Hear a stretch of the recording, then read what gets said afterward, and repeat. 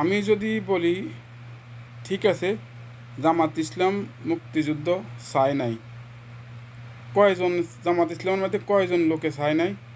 37 জন লোকে। তাহলে বিএনপির মধ্যে কয়জনের মুক্তিযুদ্ধ চায় নাই? 1024 জন লোকে। আর আওয়ামী লীগের মধ্যে কতজনের মুক্তিযুদ্ধ চায় নাই? 8060 জন লোকে। এইটা তো আওয়ামী লীগ থাকাকালীন আওয়ামী লীগের মুক্তিযুদ্ধ মন্ত্রীর রিপোর্ট।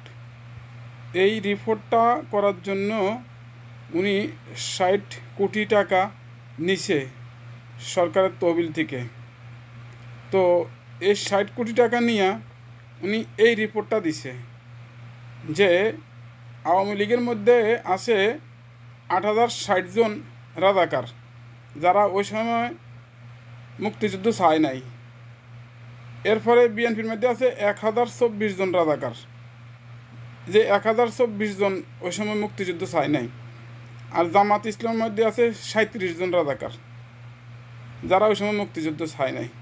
তাহলে সংখ্যায় সবচেয়ে বেশি কে? আওয়ামী লীগ। দ্বিতীয় স্থানে কে আছে? বিএনপি। তৃতীয় স্থানে কে আছে? জামাত। আবার অন্যান্য দলেরও আছে। তাহলে দেখা গেল সব দলের মধ্যেই রাজাকার আছে ওই রিপোর্ট অনুযায়ী। কিন্তু ওই রিপোর্টটা যখন বাইরে হয়েছে, বিএনপির মধ্যে 1024 জন রাজাকারের তালিকা যখন বাইরেছে, তখন বিএনপি কী প্রতিবাদ করছে? বিএনপি তো কোনো প্রতিবাদ করে নাই। তার মানে বিএনপি স্বীকার করে নিছে বিএনপিতে